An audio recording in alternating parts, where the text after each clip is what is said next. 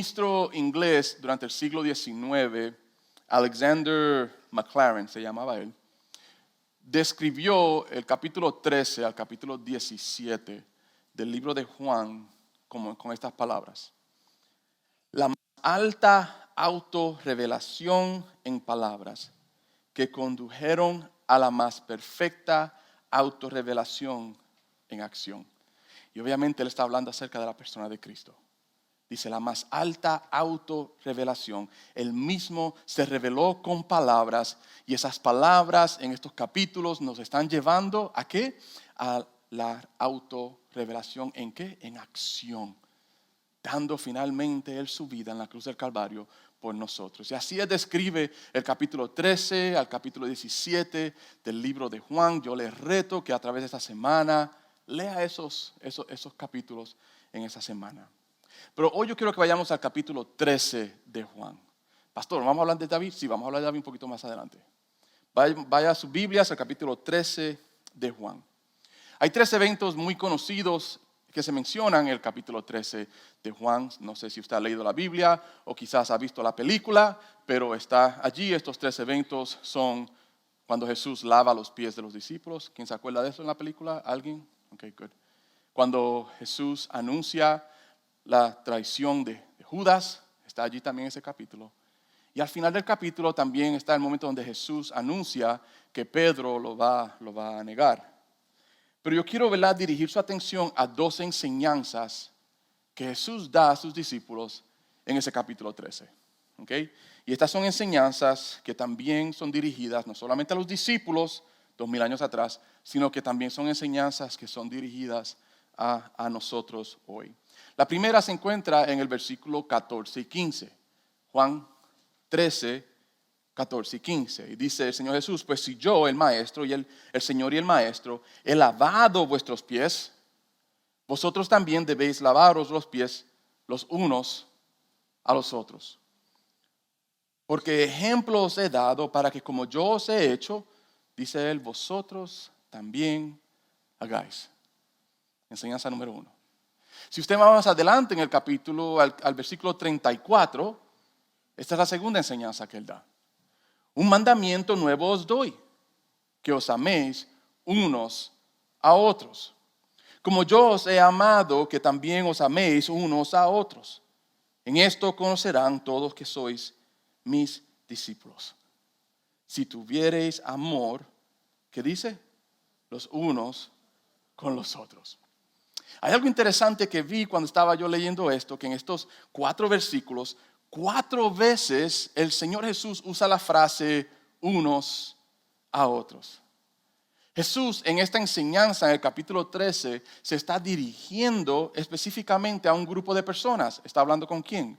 Con sus discípulos. Cuando Él dice unos a otros, implica discípulo a discípulo. Creyente a creyente. Y estas son las 2 enseñanzas que da él, son muy claras. Número 1, obviamente, versículo 14 y 15, sirvan el uno al otro como yo les he servido. Siempre considerando el ejemplo que él nos ha dado a nosotros, su ejemplo y el ejemplo de Jesús es el molde. No hay ningún otro. No es una versión de cómo Él lo hizo. Él no nos está diciendo eso, sino que Él nos está diciendo, así como Él o como yo lo he hecho, también ustedes háganlo. Enseñanza número 1. Segunda, la vemos en el versículo 34 al 35.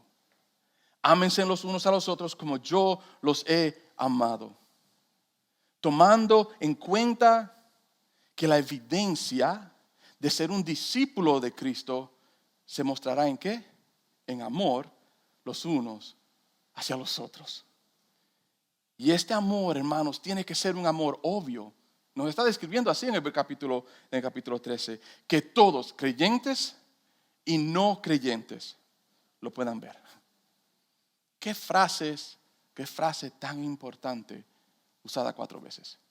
Unos a otros. Ponga eso en sus notitas, en su mente por ahora.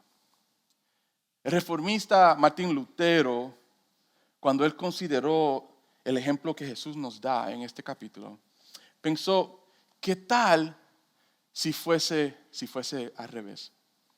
Y él lo expresa de esta pregunta, dice él, si Cristo hubiera hecho lo que ustedes están haciendo, ¿quién hubiera sido perdonado? Y hermanos, es triste que sinceramente podemos considerar esta pregunta y que la respuesta va a ser obvia y lo más probable sería nadie. El ejemplo perfecto para los discípulos fue Cristo. El ejemplo perfecto para la iglesia hoy, para los creyentes hoy, todavía es Cristo. Pero yo quiero hacer una pregunta a nuestra iglesia, a Emmanuel. ¿Estamos nosotros haciendo lo que Cristo ha hecho? ¿Estamos sirviéndonos? ¿Estamos amándonos los unos a los otros? Y no estoy hablando de una versión de cómo Jesús sirvió y cómo Jesús amó. Bueno, pastor, se ve casi como Jesús. No lo que estoy hablando yo, hermanos, sino estoy sinceramente haciendo una pregunta a ustedes. ¿Nos amamos y nos servimos así como Cristo lo hizo? Tenemos mucho en el cual meditar en esta mañana, hermanos. La genuina comunidad cristiana es conocida por su amor y servicio el uno al otro. Pero yo temo, hermanos, porque puede ser que nosotros como iglesia estemos quedando muy cortos. Cortos del ejemplo que Cristo nos dio. Yo le pido que en esta mañana estemos todos receptivos a la palabra del Señor. Amén. Hoy quiero presentarles otro personaje en la vida de David. Quiero presentarles otro personaje en la historia de David. Y a través de este hombre vamos a ver lo que el Señor Jesús ilustró en el capítulo 13. Lo vamos a ver en la vida de este hombre. El servicio y amor genuino el uno al otro. En las últimas 6 semanas hemos visto varios personajes como Samuel siendo el juez número 14 y el último juez sobre el pueblo de Israel, conocido también como un profeta, el que unge al próximo, el primer rey, Saúl, cuando el pueblo pide un rey como las otras naciones, y Saúl viene a ser el primer rey, pero por su desobediencia vimos que Saúl fue rechazado por Dios. Y después nos presenta la historia a David, este joven pastor que viene a ser un campeón derrotando a Goliat, y últimamente va a venir a ser el próximo rey de Israel. Pero esta semana quiero introducirles a alguien que conocemos como Jonatán. Jonatán era el hijo de Saúl. Y si consideramos la nueva monarquía de Israel, Jonatán iba a ser el heredero legítimo del trono. Porque ¿era qué? Era el hijo del rey.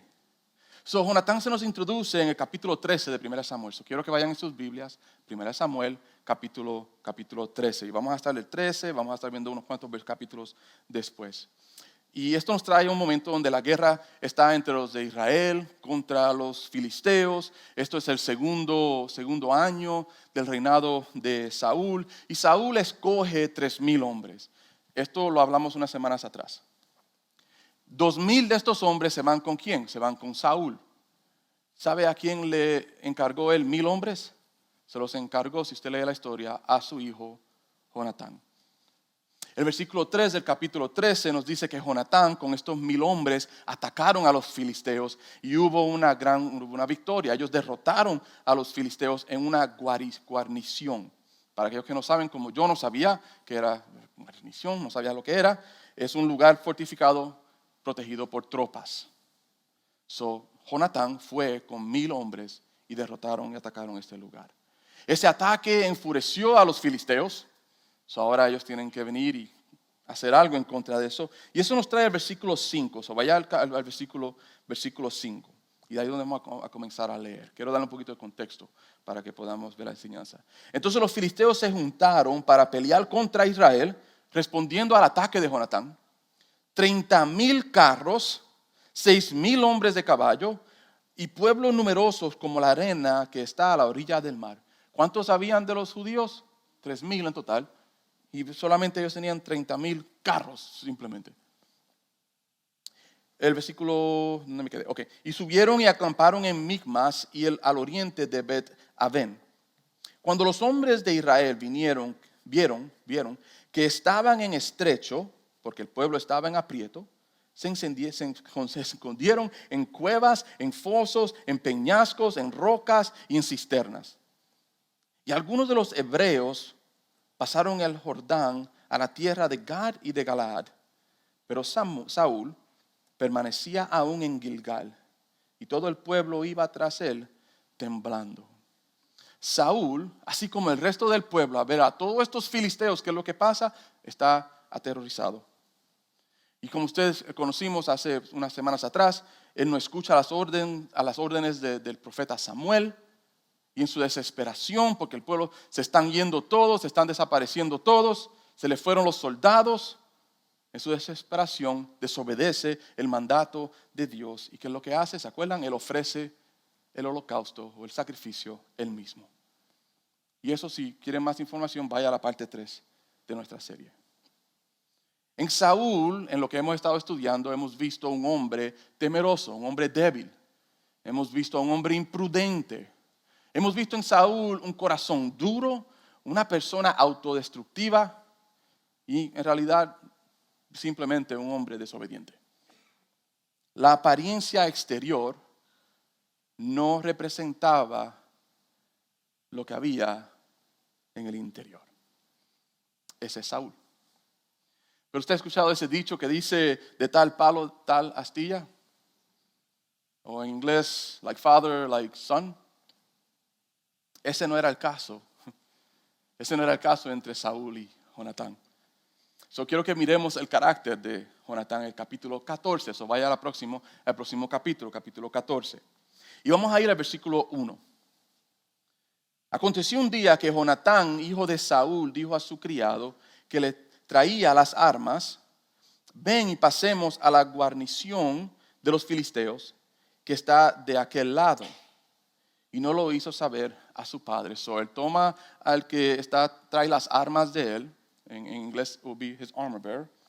Y le dice a él: vamos nosotros dos, vamos a ir a atacar este otro lugar o vamos a ir a este lugar, pero no le vamos a dejar saber a nadie, ni a su propio padre. Vaya más abajito al versículo 4. Y entre los desfiladeros por donde Jonatán procuraba pasar a la guarnición de los filisteos, había un peñasco agudo de un lado y otro del otro lado. El uno se llamaba Bosés y el otro Sene. Uno de los peñascos estaba situado al norte hacia Micmas y el otro al sur hacia Gabá. Para que pueda usted tener un visual de lo que está sucediendo, él tiene que caminar por estos dos riscos que hay muy altos, y esta guarnición está en la parte arriba, y el único acceso es para poder subir por esta área. Dijo pues Jonatán a su paje de armas, o al que llevaba las armas para él: ven, pasemos a la guarnición de estos incircuncisos. Se escucha como alguien que vimos la semana pasada, ¿verdad? Quizás haga algo Jehová por nosotros, pues no es difícil para Jehová salvar con muchos o con pocos. Se parece a alguien que conocemos también, ¿verdad? Y su paje de armas le respondió: haz todo lo que tienes en tu corazón. Ve pues aquí, estoy contigo a tu voluntad. Qué lindas palabras, ¿verdad? De que servía a Jonatán. Entonces Jonatán le dice a su guardador de armas, le dice: vamos, y lo que vamos a hacer es, cuando estemos abajo de la guarnición, nos vamos a mostrar. No vamos a ir ni escondidos, vamos a salir, que nos vean. Entonces, si nos dicen: quédense allá abajo ustedes, que nosotros vamos a bajar hacia ustedes, Jonatán le dijo a su compañero, le dice: nos quedaremos aquí y esperaremos. Pero si al nosotros mostrarnos, ellos nos dicen: suban acá, entonces sabemos que Jehová nos los ha entregado a ellos, a nosotros. Piensen eso, son solamente dos de ellos. Y así lo hacen. Ellos van, se muestran delante de los filisteos, ellos están arriba, ¿verdad?, en su fortificación, se muestran ellos, y esto nos trae el versículo 12. Vayamos al versículo 12. Y los hombres de la guarnición respondieron a Jonatán y a su paje de armas y dijeron: subid a nosotros y os haremos saber una cosa. Entonces Jonatán dijo a su paje de armas, sube tras mí, porque Jehová lo ha entregado en manos de Israel. Aquí se escucha a alguien que conocemos bastante bien, ¿verdad? Y subió Jonatán trepando con sus manos y sus pies, subiendo hasta allá y tras él su paje de armas. Y a los que caían delante de Jonatán, su paje de armas que iba tras él los mataba. Qué confianza la de este Jonatán. Él ya sabía, si ellos nos llaman allá arriba, ¿qué dijo él? Dios no los va a ¿qué? Jehová no los va a entregar a nuestras manos. Inmediatamente que él sube este risco, llega a la fortificación, ¿qué comienza él a hacer? Atacar. Con solamente su paje de armas. Mientras él atacaba, se caían al suelo, ¿y quién los terminaba? Su compañero. Y fue esta primera matanza, versículo 14, que hicieron Jonatán y su paje de armas como 20 hombres en el espacio de una media yugada de tierra. En este lugar espacio, ¿cuántas personas mataron ellos dos? ¿Cuántos? 20. Piensen esto, hermano. Jonatán destruye a 20 hombres. Uno que vimos la semana pasada, un tal David, mató ¿qué? A un gigante. Y hubo pánico en el campamento y por el campo. Y entre toda la gente de la guarnición y los que habían ido a merodear, también ellos tuvieron pánico. ¿Y qué sucede? Y la tierra tembló. Y hubo pues gran consternación. No solamente él entra, mueren 20, hay gran pánico en este pequeño campamento, pero vemos la mano de Dios obrar, apoyando la fe de este hombre, ¿con qué? Con un temblor. Y hay un gran caos en este lugar. Si usted lee la historia, esto anima a los demás judíos los israelitas que se habían escapado a regresar y comienza la batalla. Esto está todo en ese capítulo. Pero en Jonatán vemos algo totalmente diferente a Saúl, ¿no es así? Muy, muy diferente. En Jonatán podemos ver un hombre de iniciativa. Podemos ver en él un hombre de valor. Y también cuando leo esto, yo veo un hombre humilde. ¿Cómo así, pastor? Porque él reconocía que la victoria no venía de él, sino que venía de Dios. Y también veo en él, a estudiar esto, que exhibió una confianza total en Dios, como otro personaje que hemos visto en estas últimas semanas. En Jonatán podemos ver totalmente lo que era un rey como su padre. En Jonatán vemos a un príncipe noble. Pero si conocemos la historia, Jonatán nunca va a ser rey. Acuérdense, vaya al capítulo 15, 1 Samuel capítulo 15, quizás unas cuantas páginas, una página después en su Biblia. 1 Samuel 15, 28. Cuando Saúl desobedeció, Samuel le habla y le dice, Jehová ha rasgado hoy de ti el reino de Israel, significando que también tu hijo nunca será rey. ¿Y qué es lo que ha hecho? Y lo ha dado a un prójimo tuyo mejor que tú. Y obviamente sabemos de quién está hablando. Las diferencias entre Saúl y Jonatán todavía van más allá. La semana pasada vimos cuando David derrota a Goliat. Y si usted lee qué es lo que sucede, el pueblo entero celebra a su nuevo campeón, este joven pastor, hijo menor de Isaí, como el campeón. ¿Y qué es lo que hacen? Lo celebran. Vaya al capítulo 18, versículo 6. Y aconteció que cuando volvían ellos, cuando David volvió de matar al filisteo, de matar a Goliat, salieron las mujeres de todas las ciudades de Israel cantando y danzando para recibir al rey Saúl con panderos, con cánticos de alegría y con instrumentos de música. Y cantaban las mujeres que danzaban y decían, Saúl hirió a sus miles. Y hay aquí algo y David a sus 10,000. Si usted lee la historia, Saúl se enoja y comienza a su corazón llenarse de ¿qué? De celo. Mira lo que sucede en el versículo 8. Y se enojó Saúl en gran manera y le desagradó este dicho y dijo, a David dieron 10,000 y a mí 1,000. ¿Quién fue el que derrotó a Goliat? Ok, sorry. No le falta más que el reino. No le falta más que le entreguen el reino a él. Ya ha sido entregado a él. Y desde aquel día Saúl no miró con buenos ojos a David. Si usted lee los próximos versículos en ese capítulo 18, hasta Saúl va a tratar de matar a David. Le trata de matarlo con una lanza 2 veces. Y léalo, es increíble. Pero, como les dije, Jonatán era diferente a su padre. Vimos cómo Saúl respondió al pueblo de Israel celebrar a David como el campeón por lo que ha hecho con Goliat. Y ahora, en ese mismo capítulo 18, en los versículos anteriores, vamos a ver cómo Jonatán respondió a esto. Vaya al versículo 1. Aconteció que cuando él hubo acabado de hablar con Saúl, el alma de Jonatán quedó ligada con la de David. Y lo amó Jonatán, y marca estas palabras allí, como a sí mismo. Y Saúl le tomó aquel día y no le dejó volver a casa de su padre. Hicieron pacto Jonatán y David, porque él le amaba como a sí mismo. Y Jonatán, ¿qué hace él? Se quitó el manto que llevaba y se lo dio a David y otras ropas suyas, hasta su espada, su arco y su talabarte. Hermanos, con esta acción, el príncipe de este reino le entrega al príncipe que Dios ha escogido para ser rey de Israel. Y salía David a donde quiera que Saúl enviaba y se portaba prudentemente. Y lo puso Saúl sobre gente de guerra y era acepto a los ojos de todo el pueblo y a los ojos de los siervos de Saúl. Se dice, hermanos, que la diferencia en edad entre Jonatán y David era aproximadamente por lo menos 10 años. Pero yo quiero que analicemos estos versículos. Si había alguien que tuviera más temor del éxito de David, ¿quién usted cree que debería haber sido? Debía haber sido Jonatán.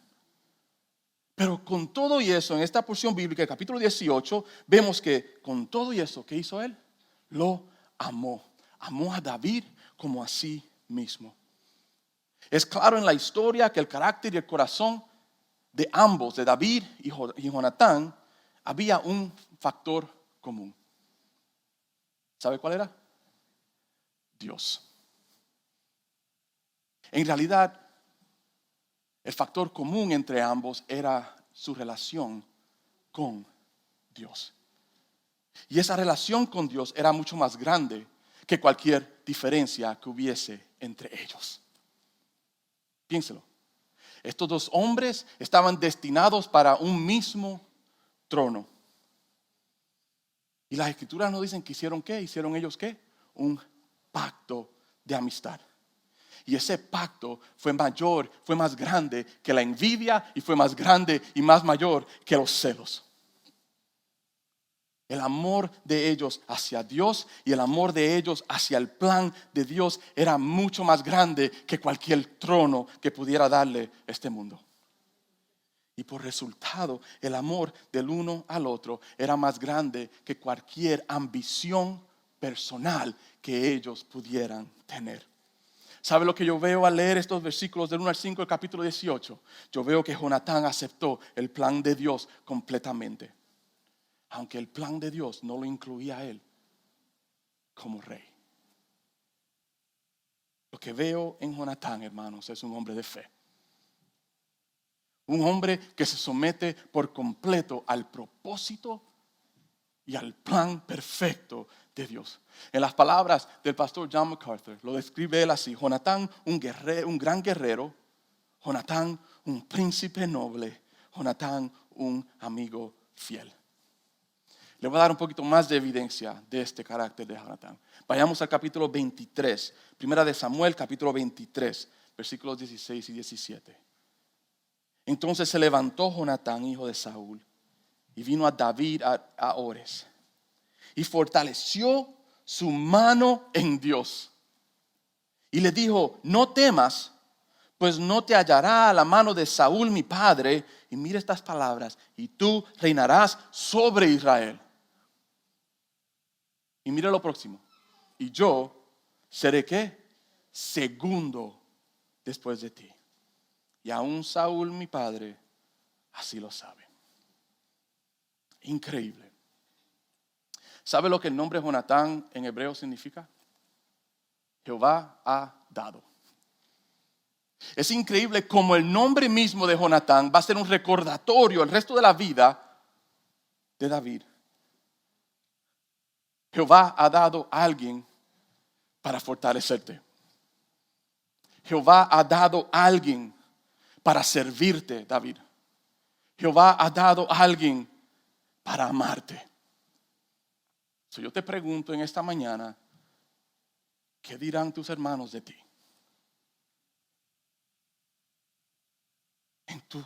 En su corazón dirán, Dios ha dado. Piensa en eso. Pedro pudiera decir eso acerca de Diana. Al mirar a Diana dirá Pedro, Dios ha dado. José pudiera decir lo mismo de David. Al mirar a David y poner sus ojos en David, en su hermano, decir, Dios ha dado. Eric pudiera decir lo mismo de Luis. Al mirar a Luis decir, Dios ha dado. Pero hermanos, yo temo que hemos quedado cortos del modelo de Cristo.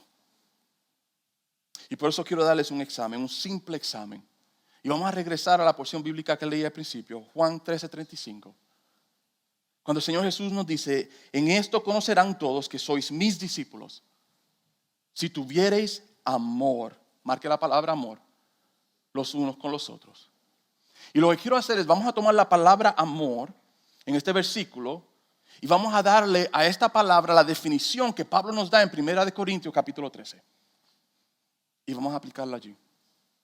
Este versículo se leería de esta manera. En esto conocerán todos que sois mis discípulos, si tuviereis amor, y vamos a poner la definición allí, si tuviereis paciencia los unos con los otros. Si fuesen bondadosos los unos con los otros. Conocerán que son mis discípulos si no hubiese celos entre unos con los otros, si no hubiese orgullo entre uno con el otro, si no fuesen ofensivos los unos con los otros. Conocerán que son mis discípulos si no exigen cosas que se hagan a su manera los unos con los otros, si no se irritan los unos con los otros, si no toman y llevan registro de las ofensas los unos con los otros. Conocerán que son mis discípulos si no se alegran de la injusticia los unos de los otros. Los conocerán que son mis discípulos si se alegran de que la verdad ha triunfado en las vidas de cada uno de ustedes. Ellos conocerán que son mis discípulos si nunca se dan de vencidos los unos por los otros. Si jamás pierden la fe los unos de los otros. Si tienen esperanza los unos de los otros. Y si se mantienen firmes los unos con los otros en toda circunstancia. ¿Somos conocidos por eso, hermanos? ¿Cómo podemos decir que somos discípulos de Cristo cuando la evidencia clara que Cristo nos da no existe entre nosotros? Si yo te pregunto en esta mañana, ¿cuál es tu nota o cuál es tu calificación de este examen pequeño que dimos? Piénsalo bien. Mira lo que nos dice Pedro.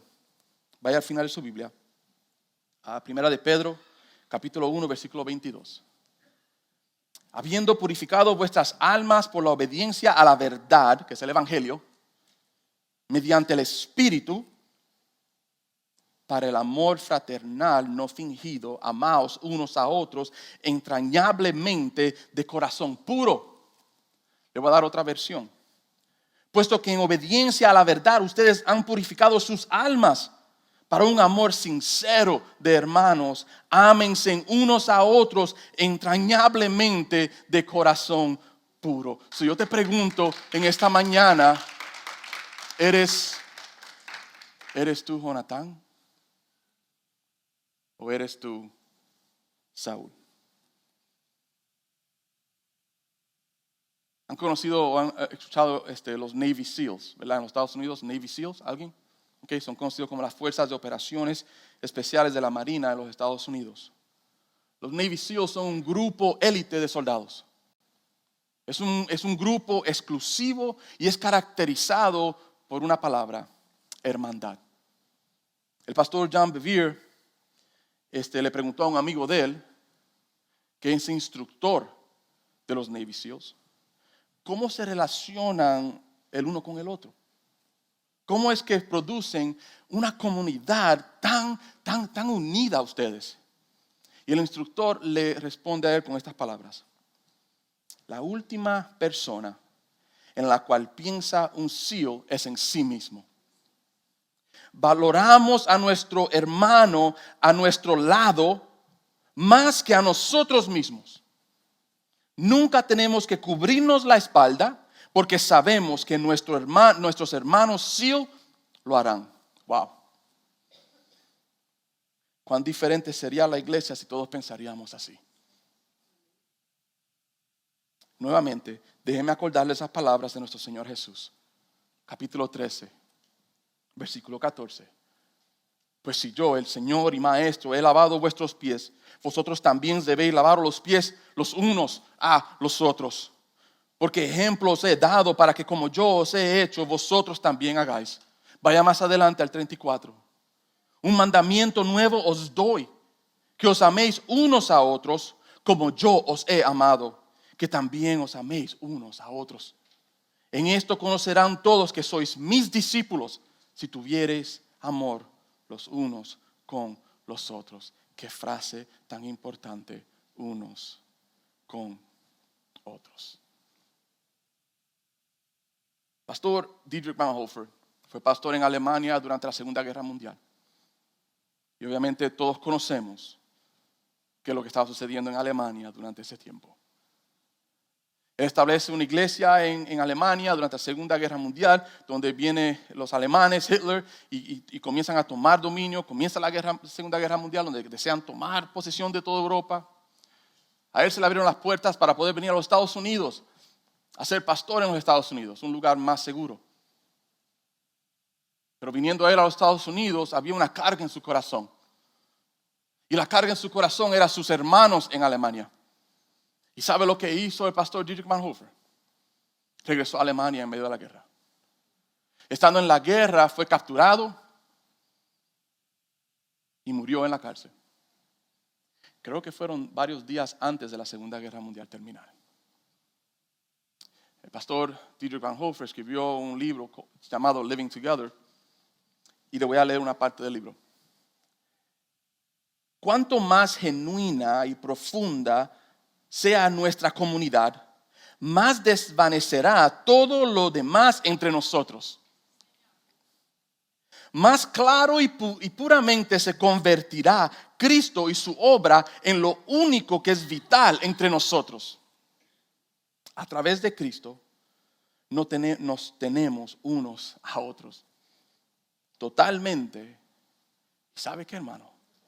Por la eternidad.